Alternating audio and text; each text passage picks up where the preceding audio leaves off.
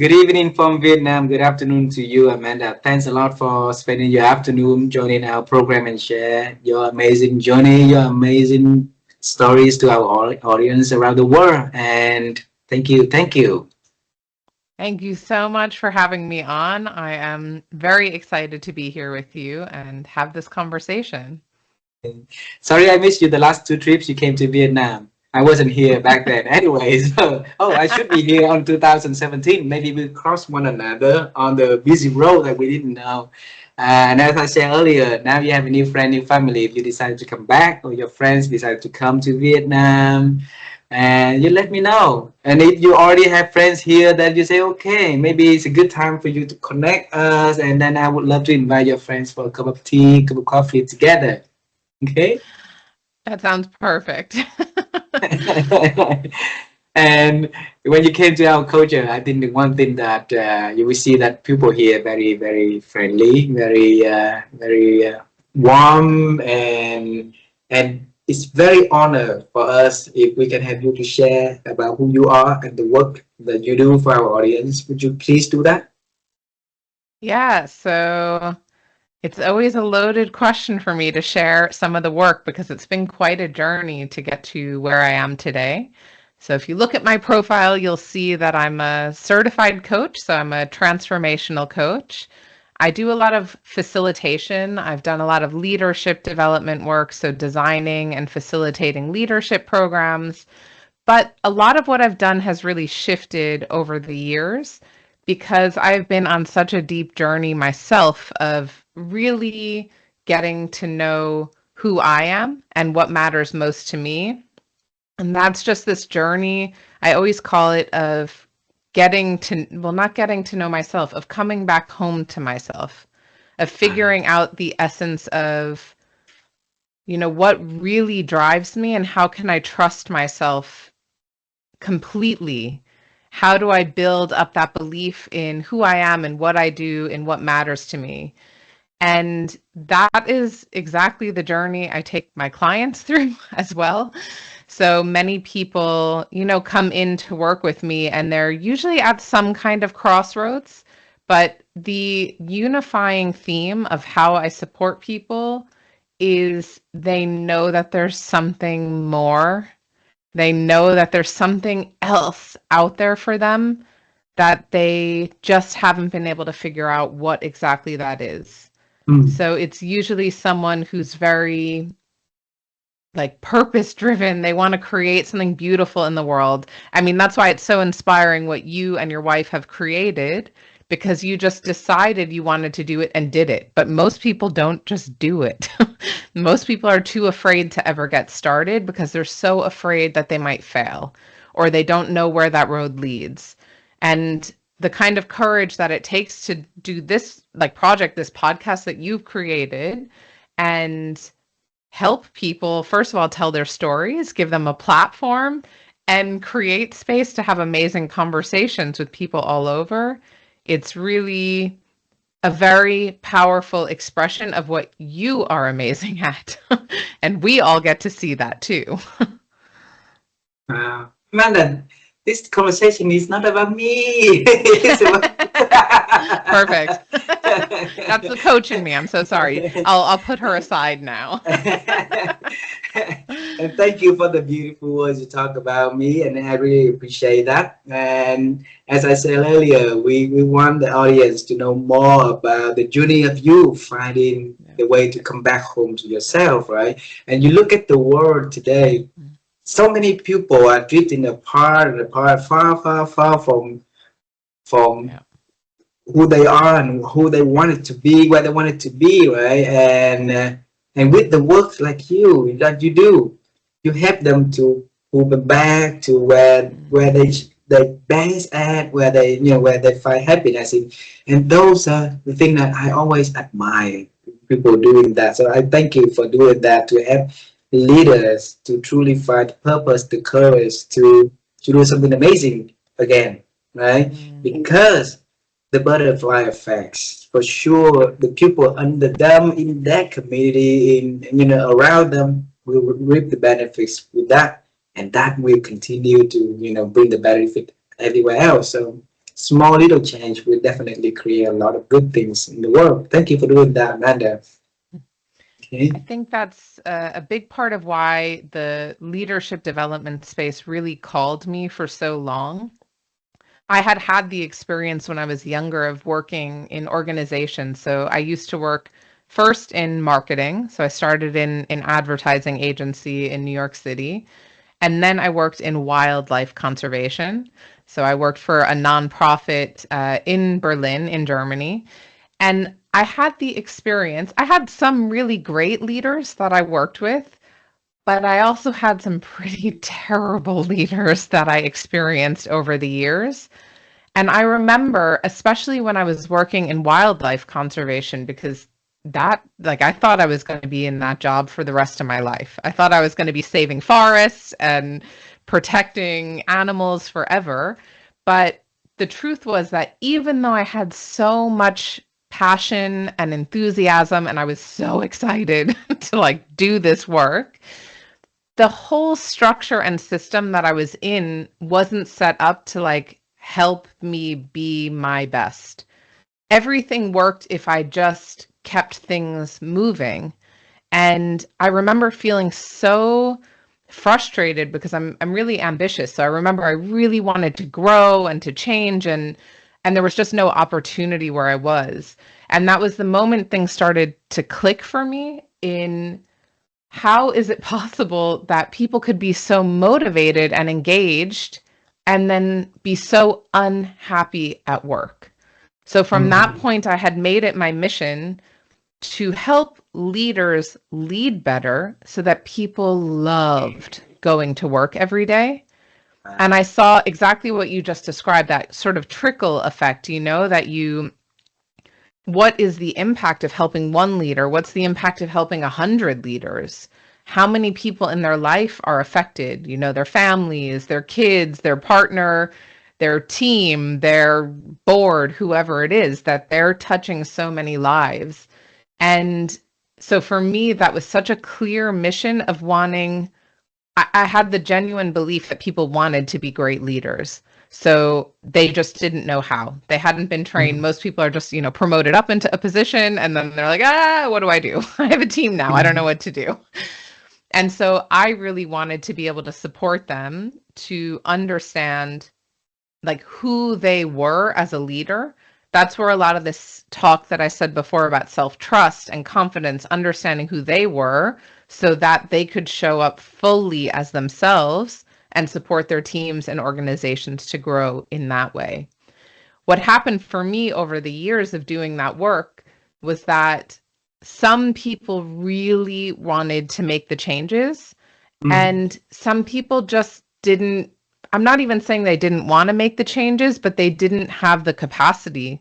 They were under so much pressure. There were so many different things happening in their life, in their profession, that they weren't like really fully committed to make the changes. And for me, that was really frustrating because I wanted to help people who really wanted to grow and transform. So over the years, I stopped the focus on like corporate leadership development and just started working with the individuals, the people who were really like, I'm ready.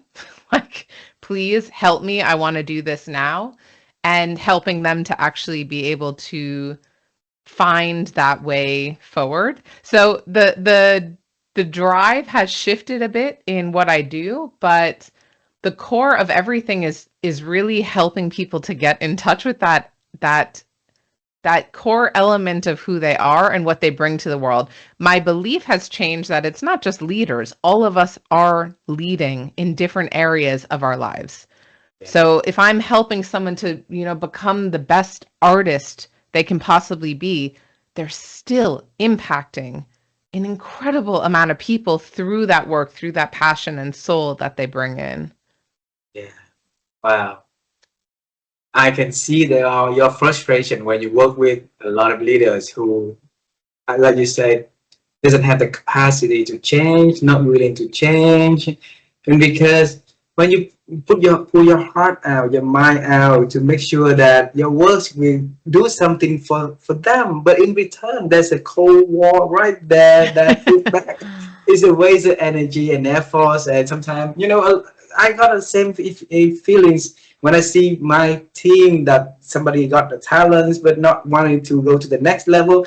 I want to hit Yeah. my head to the wall. Also, one day I just realized that we can only focus on what we can do influence on, right? And what is not Yeah. on our control, let it go. And one day, like you did, when the students ready, they sit Yeah. for the teachers appear, then the magnified impact of that will be a lot better. All right. Mm. However, you travel with me a little bit to reason, Mm. because I believe that the seed of helping, of caring, of wanting to make impact, it might be with you longer. All right. Mm. So travel time with me way longer with me. Okay. Yeah. Uh, I shared with you earlier when we had the conversation that I wanted to become an astronaut, travel to Mm. the moon. Life took me different directions, and except in this journey, I interviewed a lot of astronauts. One actually went to the moon, and the youngest man out of the 12 person went to the moon. So I have a part of my dream at young age accomplished. All right, Amanda, when you were little, what was your dream about the future works that Amanda will offer to this beautiful world? So, if you would have asked me when I was about 5 years old what I wanted to do or what I wanted to be, my answer would have been that I wanted to be a cat. um, and I think that that does say a lot about me, honestly, because I think that is what drove me into the wildlife conservation, and that was that love of nature, of the earth, of really helping to take care of, our ecosystem, the places we live, the people who share that space with us. I think the second thing I wanted to be was a lawyer. And that was at least in part because my mom was a lawyer. But I still remember it was probably in high school, I'd have one teacher in particular who would always tell me that, you know, I wasn't, this is not going to sound right, but he would just joke that like I wasn't his wife. I couldn't tell him what to do because I was always advocating for other students in the class. And so if I ever saw the tiniest injustice or the tiniest thing that I felt was not right or not fair, or that another classmate was being treated unfairly, I would not shut up. I would just speak out and tell them exactly what I thought they were doing wrong and what was unfair, and they couldn't do it that way. So that definitely got me into a lot of trouble in school. So I didn't become the lawyer. I didn't become a cat, but my love of animals still continued to this day. Well, there's million animals on the planet. They're all Mm, beautiful. Okay, why not mm, dolphin? Why not like a yeah. dog? Why not horse? Why a cat? Well, I am still obsessed with cats. I have two. I love them.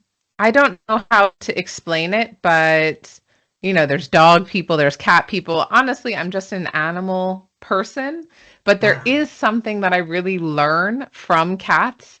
They are very sure of themselves. They're very self-possessed. They believe the world is there for them. Like, if you ever interact with a cat, then you will see that they're very much like, where's my dinner? Everything is about them and their happiness. So I find it sometimes funny to see the way that felines interact in the world and to think, what if a human behaved that way? Like one of my cats, he would never believe that you wouldn't do, like he would always believe that I would do everything in my power to make him happy. Imagine that we brought that into our businesses, into our leadership, into our companies. If you really just assume that everything's going to work out well for you, what would happen? What could be different? Wow. Wow. It's funny the way that you explain to me. It makes me think. I'm not sure what I'm thinking about. That I will ask you later. In this conversation or by email. Okay. So having a dream, and like I wanted to become a cat at 5 years old. Later on, becoming a lawyer. Wanted to become a lawyer, right? Mm. And I really like that you have the courage to stand up for what is right to do. The world needs a lot of people like that.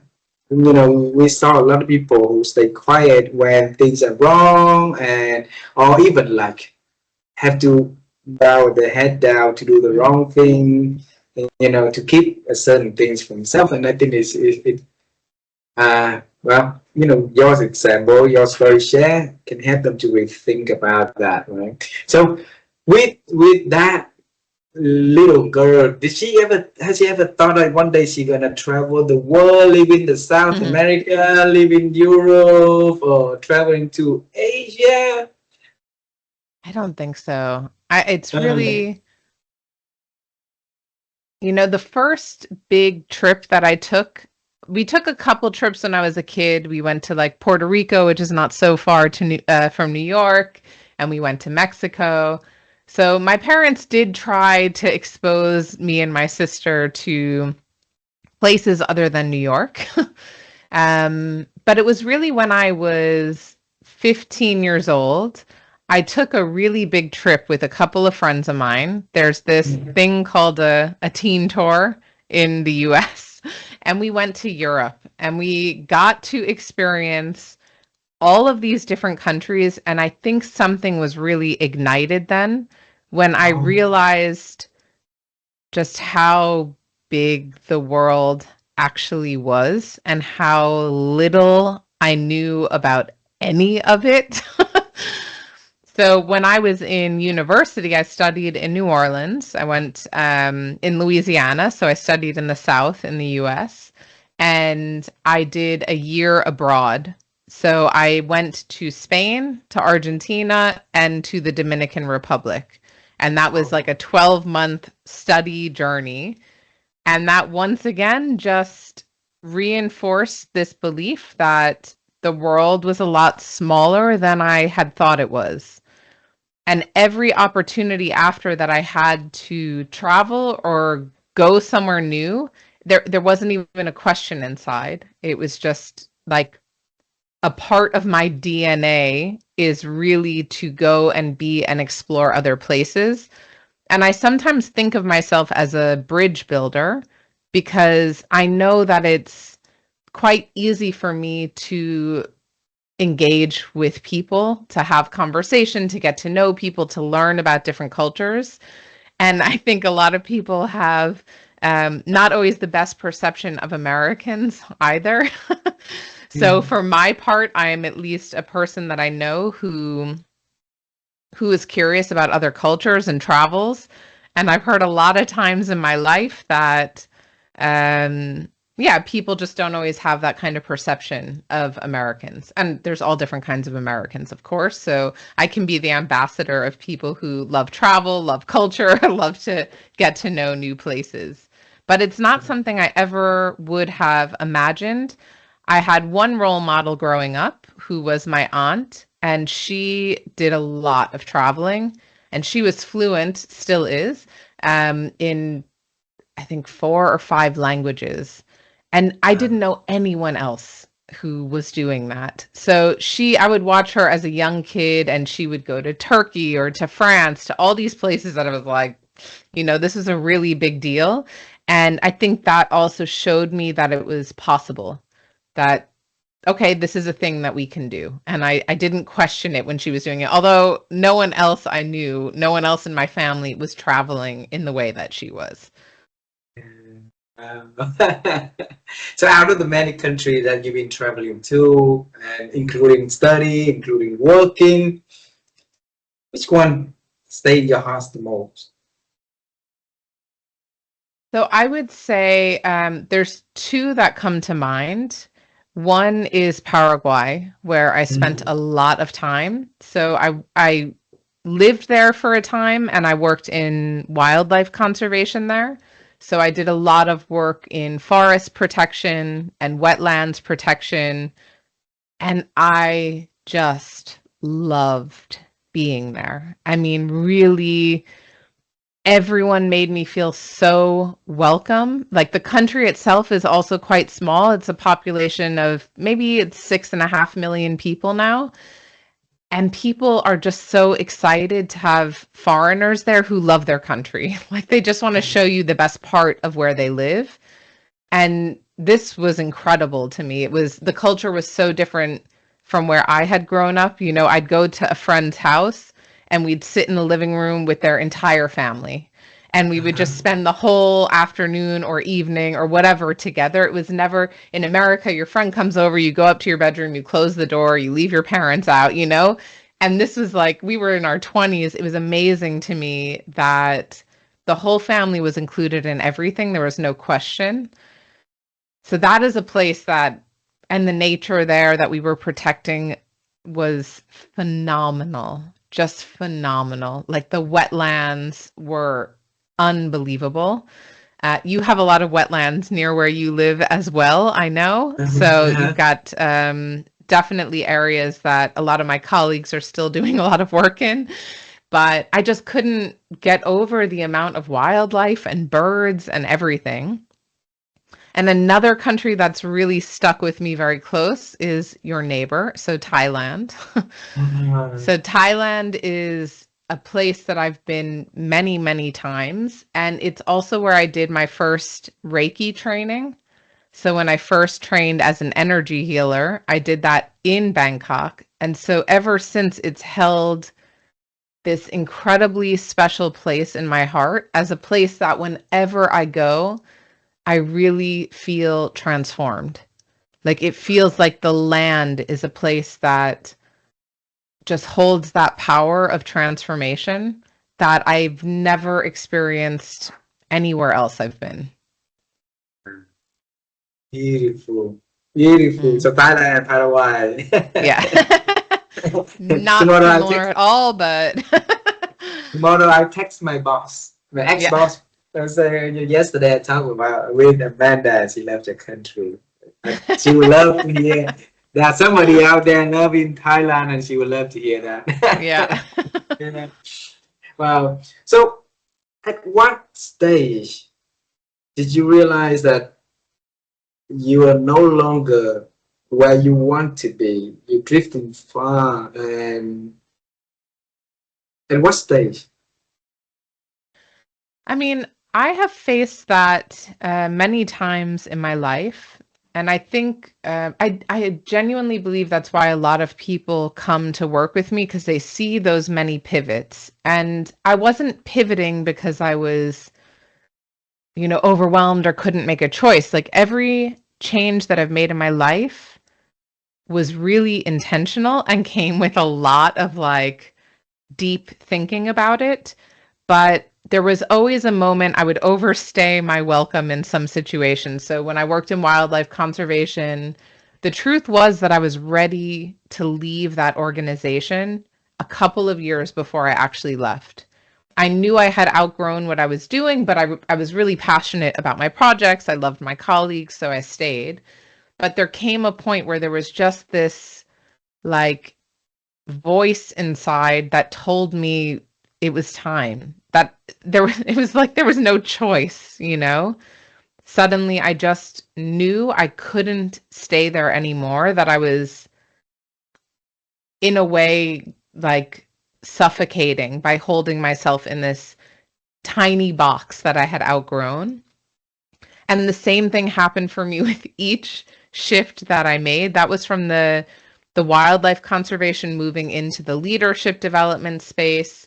And it always just came with this moment of clarity that it was time for things to change. So one of the things that I teach now is how to listen to your intuition. So how to actually hear yourself and your own wisdom, especially because we live in such a noisy world and there's so much chaos of sound and opinions and advice, and it can be really overwhelming if you don't know how to like tune into what actually matters to you. So I didn't always do that, right? Like I wish that I had, but I always had to just figure it out. I had to live and understand. When I became a healer, when I did the Reiki, I was flying into Thailand. I had finished my coach training and I was midair and I just heard this voice. It just was so clear. It just said, "You are a healer." And I Wow. just sat there knowing, but I had no idea what that meant. I didn't know what I was supposed to do next. I just thought, okay. I didn't question it. I knew it. And then when I landed, I said, well, I had heard of Reiki before. I didn't really know anything about it. I said, okay, I'm going to find a Reiki teacher. Let me Wow. figure out how to do this. And those are usually the kind of pivots that helped me find my way forward. It wasn't always elegant, but there was always a point of inner knowing, like this moment that I couldn't ignore, that I really had to listen to that voice within and make the shift. And I've Mhm. honestly always done it scared. Like every time there was so much fear because I had no idea what is on the other side of this decision, but I knew that I had no choice but to move forward and find out. Mm. When you left yourself with no other choices but to do that, right? Some other people will just sit there not doing anything too. Mm, yeah. So okay, because I wanna help people be into that stage. Yeah. Maybe make a little move, lean forward, right? So what did you do? What did you ask yourself? What did you talk to Mm. yourself? And what did you do differently to make you that move a little bit forward? I think that there's something really important to be said about giving yourself the space to check in with yourself. Mm. So most of us are living a really fast-paced life and we're making decisions all the time and we're trying to meet deadlines or we're trying to please our partners or whatever. And people do not give themselves any space to actually ask, am I happy? Do I enjoy this life? Is this the life I really want to be building? So I would say the first step has always come for me with my process is journaling or writing. So reflecting what's actually working well in my life. What am I happy about? What isn't working well? And Mm. then you don't have to make any decisions, but now it's a conscious choice. So the moment that you actually see this works, this doesn't, you can't unknow that. So if you decide to stay where you are, that's fine. That's one choice, but it is a choice. If you Mm. decide that you want to change things, that is also a choice that you can make. And I think that many of us believe that life is happening to us.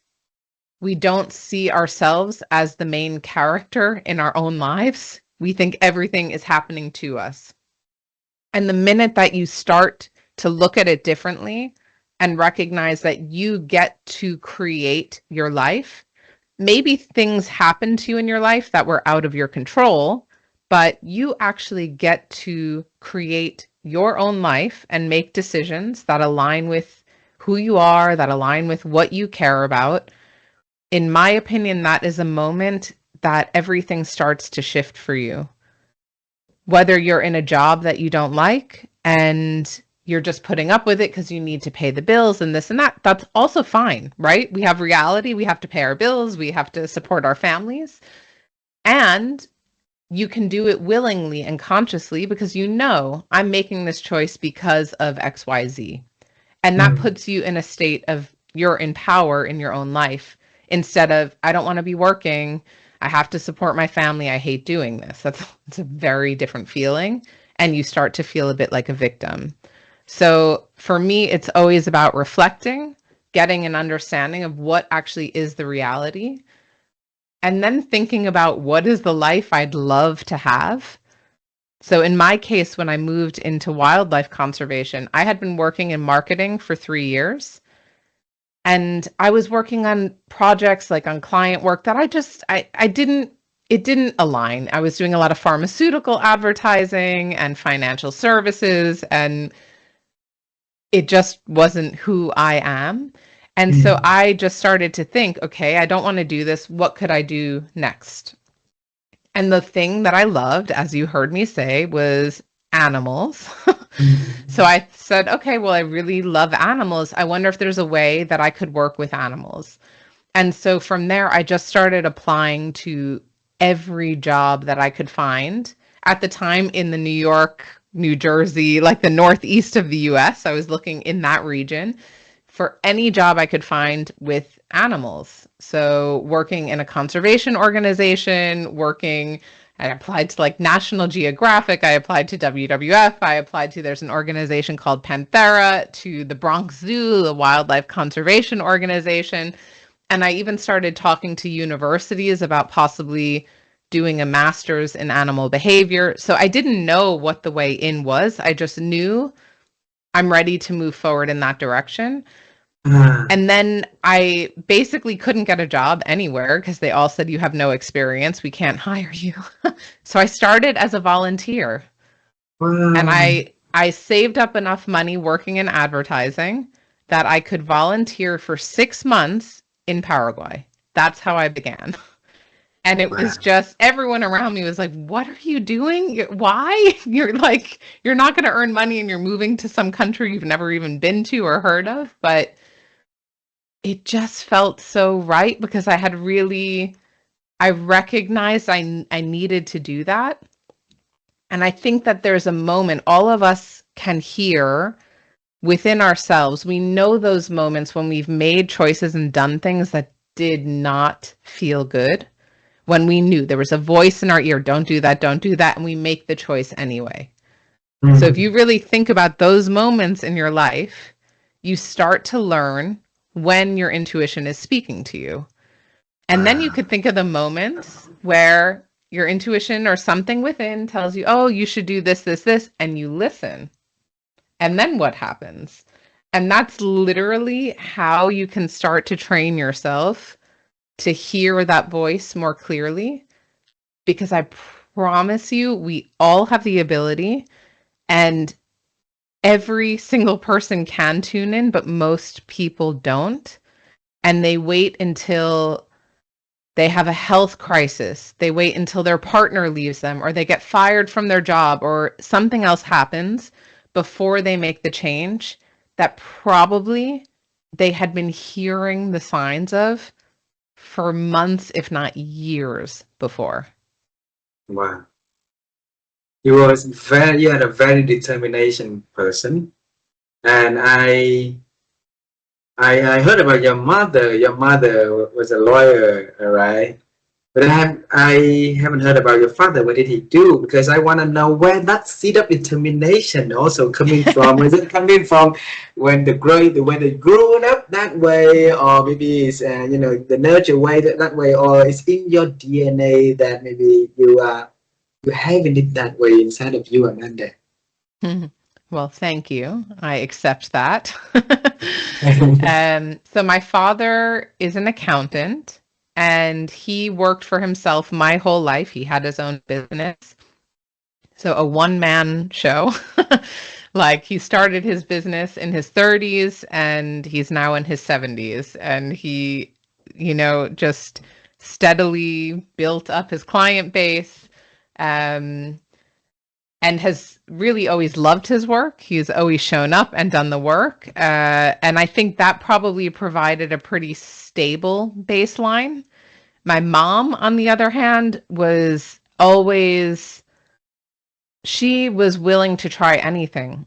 So Mm. she was a lawyer, but she also became a writer. And in the .com era, she then worked for, a big website like the .com boom, and they were doing legal advice. So it was like a whole website, and she had a team of writers, and they were writing all of the like legal conversation around what these different questions might be. And So I think maybe also like my father was very grounded and stable in what he was doing, and my mom was a bit more fiery. And so she would be willing to pursue these different passions and see what would happen. And I think from that I learned, because, well, I don't know, a lot of my friends growing up, I think their mothers didn't all work. It was a lot of fathers who were working. So there weren't that many role models, but my mom was working, my father was working, and it was like really showing that you could create a career at a time. My grandfather worked for the same company, like the goal was to be there, for decades. And it was very rare to be allowed to change jobs. And I think that that's what my mom also showed me, was that follow that passion. If this doesn't feel good anymore, try something new. And I think within myself, that drive, it's still insatiable. I've never been able to stop it. It is still something that pushes me forward, to start my podcast, to do the kind of writing that I do. Everything has been just this hunger and joy of learning and growing and exploring the unknown. And respond to your intuition calling Yeah. also. Yeah. So before you pack your stuff and move to Paraguay, okay, what did your aunt say? Because you say that she was one of the influencer person in your life. What did she say to you? I don't even remember. I don't remember. I really don't remember, but I know that like living in and spending time in South America and Latin America was also a big passion of hers. So I'm sure that my parents saw it, but I never had that conversation with her at how much that was an influence on me when I was younger. So that's a conversation for the future. When you hear that you are the healer, Mm. that's the voice, right? And some people say that it's gifted that they've been able to hear the voices, and I think that at some point in time we might be able to hear voices in our life also. It's just like you say earlier, there's so many things that noisy out there, so many priorities out there that we didn't even listen to the voices inside of us, right? And probably that's the reason why a lot of us are living life in reacting mode instead of in driving the life that we want to do. Always sit in the passenger seat for long. We're so comfortable with that and let life carry us to where they want it to be. And intuition is important, but it's not a lot of research about that, not a lot of, science facts or anything. So it's hard for almost anybody to hold on to, hey, listen to intuition. So listen by what, by how, when and stuff like that. So you've been helping people to respond to your intuition, right? Where can we start that whole process? So I usually tell people what I said before. That's usually the first exercise, will be to think about moments in your life where your intuition was speaking to you and you ignored it. And we all know those moments where everything inside of you tells you not to do this thing, or maybe to do this thing, and you choose the opposite. Most of us have at least one, if not many, moments in our lives where we made a choice despite knowing that it didn't feel right. So I asked them just to write down those moments and what was the situation and what happened. So what was the end result of that? Then I'll have them look at what were moments where you had that knowing and you listened. So for me, that might have been like, I need to work with animals, and quitting my job in marketing. Like that was, I had to listen. There was no other choice for me. And then what happened? Okay, well, I moved to Paraguay and then I went to Berlin and I got this job and da da da da da, right? So it worked out. So that's how you start to get an understanding of how your intuition speaks to you. So for some people, for me, when I'm about to make a decision that is not aligned, I feel so anxious. Like I am full of anxiety. My stomach hurts. I'm uncertain. I'm questioning myself. I'm doubting. And I don't always catch it right away, but usually within a day or 2 days, then I go, oh, wait a second. None of this feels good. Let me really think, is this the right choice? And Ah, usually the way that I know is if I make the choice that is really aligned, I feel flooded with relief. And for me, that's just one way that I can tune in.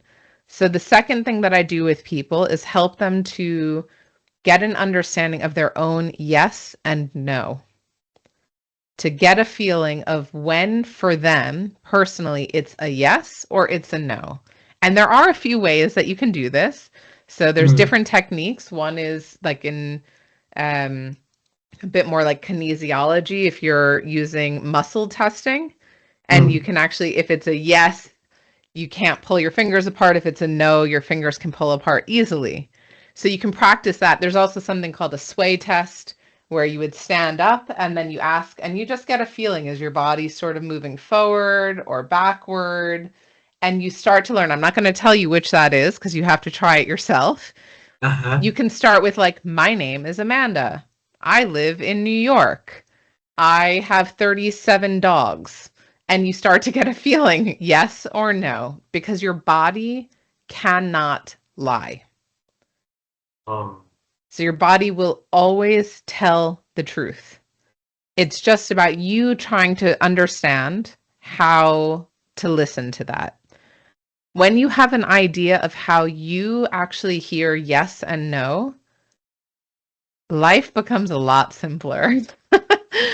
Like really, it becomes a lot simpler. And then I teach a number of different exercises for how people can really listen more clearly. ah, So definitely through writing, but there's like actually I have a like a playbook. It's called the Inner Wisdom Playbook on my website, and it lays out a number of these different activities that you can actually try to see how you can hear your own intuition, because I will not tell you that there's one size fits all. There isn't. Like we're all mm. so different. So I can tell you what works for me, but it's more important that you find what works for you. So through practice, Yep. through listening Literally. to Exactly. experimenting. You keep I experimenting and you keep practicing. originally first starting is the way for you to listen to your intuition and responding to it and healing for you and bring back. I write Mm, here down here is the comeback, right? Yes, come back to you, right? So mm. why others? Why Why not you what? take it on? Yeah, no. Why others? Why take on more responsibility to Why help others now? do it? Yeah. That's a very good question. You should speak to my coach about that. No. Um, you know, I can't fully describe why it is that I had such drive to help people, but there is some part of me that, you know, it's been with me my whole life to help people feel more courageous in their own lives. And I think it comes from some innate drive, maybe of this injustice thing that I used to be obsessed with as a kid, that people are living shadows of the lives that they could be living. And I don't say that with judgment. I think we do make decisions that also make sense for the, 3D reality that we're living in. But I think most people are not really living in a way that fulfills them or makes them happy or leads to the kind of life that they really want to have. So I'll give an example. I had a client a number of years back, a beloved client. I really adored working with her. And she was working as a consultant, so working in like business and finance consulting. And she had just had two small children and she was trying to figure out how to make this work. And she didn't feel like herself at all. She was really frustrated with the work that she was doing. It wasn't going the way she wanted. And we started working together to figure out what can she change. And after a few sessions, it became clear that she was an artist and that she wasn't allowing herself to do her art. She was so focused on this consulting and the business work that she was really unhappy. And so our work was about helping her, like, give herself permission to start drawing and painting. Her entire life changed just by admitting what she really wanted and allowing herself to do it. And I have to say that I've worked with many clients over the years. I think people are really afraid of what happens when they open that box. What if I really admit what I want and I can't have it, or it doesn't work, or I'm bad at it? And so they'd rather stay in a place where they're really not themselves at all because they know it, like it's the devil they already know. But the moment that you open someone's eyes to what they really want, they can't unknow that. There's no going back from there. And when I'm working with someone on that and we get to that point, like, let me tell you how happy I am in my job and my work. So that really is like, that feeds me, helping people really get to that moment where they actually see themselves and they're honest about what they want and they go for it. Like, honestly, my work is done at that point. I'm just like, yep, good luck, you know? Because I know that so much opens from there. Yeah, I think that creative box, when we can touch to that, we can unlock our creativity, our joy, our happiness. We can live young again. We can live brave again. We can. It's unlimited. Yeah. Yeah, and life is limitless. Yeah. And I think that I think it's the way that our soul speaks to us. You know, it's something deeper. It doesn't come from our head. It comes from our heart. It comes from something so much deeper within that is calling us to do those things. Like, you ask why cats. I literally don't know, but like the way that I feel when I hug a cat or pet them, like, I am so happy. I'm in my element. So I don't know why that is. It just is. And I think that's, you know, in a world that we live in where we're very like facts driven and scientific or analytical, it's hard to grasp all of those nuances that just make sense, but you can't describe it or explain it to anyone else.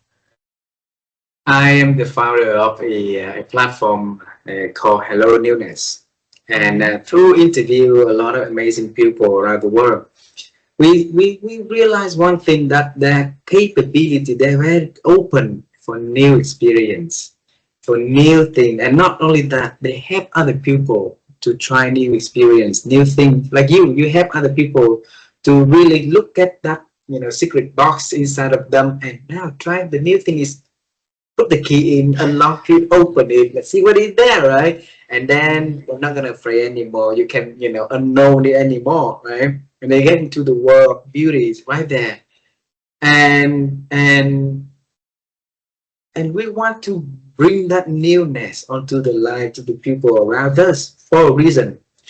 For a very long time, my wife and I always thought about change model and the flaw of the change management model that we've been having. And here's because let's say we have a lot of organization investing on changing, and guess what, next year or the year after they invest on change again, learning about change again. So what makes those change not effective? These people got trained are really amazing people, smart people. Where's theirs not stick, right? So that one question we asked. The second question we asked was, There's a whole industry of billions of dollars of self-help and stuff like that. And inside of us, we know we want to change, but what makes us, like come back again and come back again to the old thing. So through conversation like you, I also see that that's power of newness inside of you, that you are courageous enough to live with newness. So it's not you becoming the driving seat, not in the passenger seat anymore. So when change comes, you're already ready for it, you know. And I want, in your own word, if you describe your life or your work or your client experience with newness in their lives, right? How does that describe to you in your word? I think that the easy way to approach newness is through experimentation. So if we allow people to try something new, to experiment, without having to adopt it forever, then they're going to learn something. And then, as I said before, then they're going to have a choice. And if they like that new thing or they like that experiment, then they can keep doing it. And if they don't, okay, it was an experiment. It's done now. So I think what happens in people's lives, and also probably in change management in organizations, is that we have to get this change right. We have a specific goal we want to reach, and we need to find our way there. And I think for most people, that's really overwhelming. So if every move that I made, I said, this is going to be forever, I don't think I would have made any move ever. It's a very daunting feeling that now you have to do this, Whereas if it's, you know what, I'm going to try this out. I want to see what happens when I ... It becomes so much more approachable and accessible to find out what happens with curiosity and not like condemning yourself to do that thing until eternity. So I think newness is a willingness to experiment and to play and to be curious about what happens if. In the sentence you just said, you mentioned one word 4 times. And did you know that word? No. That is think. You say I think 4 times. And my wife and I, we obsessed with helping people to improve their ability to think, because we believe that there's so many noises out there. There's so many things that like taking our thinking apart and moving us. So our thinking capability is not increasing but decreasing, unfortunately, right? And every opportunity like this is a wonderful opportunity for me to ask guests on the show on that secret behind thinking. So that people, when they listen to Amanda sharing about hers, then they might pick something here and there to apply immediately when they hear that. So the question for you, Amanda, is how have you been growing your ability to think? That is a really great question, and also very important now in the age of AI, where we outsource a lot of our thinking. For me, it's always through writing. The more that I reflect in the morning on what's happening in my life or on business decisions or on what I want to create, the more I start to see the nuance of what's actually happening inside of me. So I might be frustrated by something or angry. I might be really excited. But if I don't investigate that, I don't know why. Over time, I know myself better. So, sometimes I know why. But I really give myself the opportunity every morning to write. I follow Julia Cameron, who wrote The Artist's Way. I follow her morning pages method, which is just 3 pages, free flow writing, no editing, where you can actually see what's happening inside your world.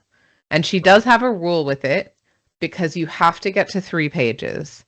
And if you have nothing to say, you just write, I don't know what to say, I don't know what to say, I don't know what to say. But chances are you're going to have something more interesting to write than that. Beautiful. So, what did you write today? Today, I wrote a lot of things to look over at my journal. Um, this morning, what was I reflecting on today? This morning's reflection had a lot to do with what I'm growing into myself as a professional and the ways that I see the work that I do changing. So it was a lot about who I'm becoming and a lot of the dreams that I have for that life that I'm creating for myself. Wow. So really giving myself the time to look at how far I've come. I just launched episode 50 of my podcast. So it's this morning. Yeah. So it really is that moment for me of, okay, what have I built and what am I looking to continue growing? And then there's a nuance of that that's really about who I'm becoming, but also, what does that require of me? So it's not just, oh, I want to, grow my business and I want to do this. No, like the woman who has that business that I desire, who is she? How does she dress? How does she act? How does she spend her time? And that has been a lot of the, yeah, reflection for today and the last couple of days. Really looking at those milestones and seeing, okay, what's coming next? Coming next. 2 months ago, my wife and I, we bought a website, a web domain, and it's fun because, like, as the founder of Newness, we want to respond to life spontaneously like that. Like welcome new idea to come, then act on that to see what takes us and where it takes Mm-hmm. us, right? And I told my wife that we've been doing this for long. Let's one of us, take somewhere that we want to become really an expert on that area. And maybe today we're starting as an amateur, but in 5 years, in 10 years, then maybe we can have some, like a voice in that area. So my wife said, okay, I want to become a person known for sustainability thinking. Mm. Okay, and then her line of work, she's been doing that a lot with sustainability, a sustainable initiative, and stuff like that. But the concern that she had is that there was no definition that unifies sustainability and what it is. So the way you think is different than the way I think, and probably that's the reason why we do think different way. And Mm. so we bought the website and we are building it in the way that we're gonna share how people around the world think about what is the mindset of a sustainability thinking. Okay, Mm. so maybe that is can be the first wave of helping people to unify the way of to do something. And your job, you doing that. You haven't been leaders to do something that could be opening that secret box, the creative box inside of them. So moving forward, when they open that, they no longer go back onto the old thing. They go into the future where it's more sustainable because they're happier.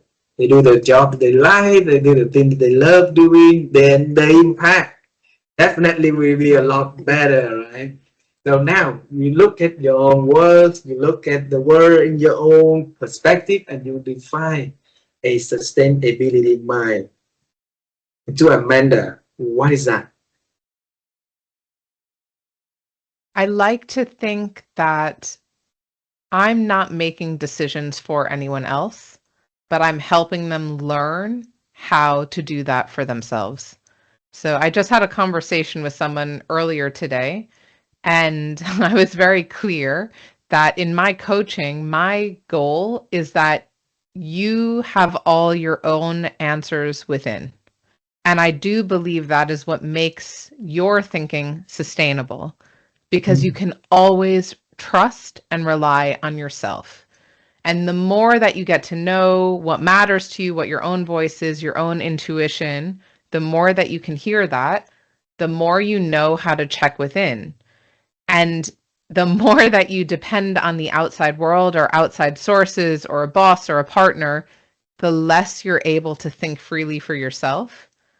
So I really believe the freedom is in understanding how you can hear yourself and your wisdom, and then you can make choices however feels best for you. Wow, beautiful. You know what? We schedule for 1 hour, and then you are so generous to give me until now. It's so long already. I'll ask you the last question for this conversation, okay? And I'm thinking of a place I'm gonna take you to. I'm gonna take you to the place when you spend a long time looking for jobs that you can work with animals, and I think that that is very emotional stage at that time, and a lot of us out there, maybe I've been through that stage myself also, when I'm looking for a job, and I know a lot of people out there in the world right now are worrying about the future, they're worrying about the work security, and if you, me, can travel time, go to New York at that time, see Amanda who sent out every letters and got rejected because no experience, not matching, blah blah blah, things like that. And you're gonna tell her something about the future, about her works, about her impacts, about anything that you can talk to yourself back then with me there. Don't leave me out, okay? So what is that you are going to tell us?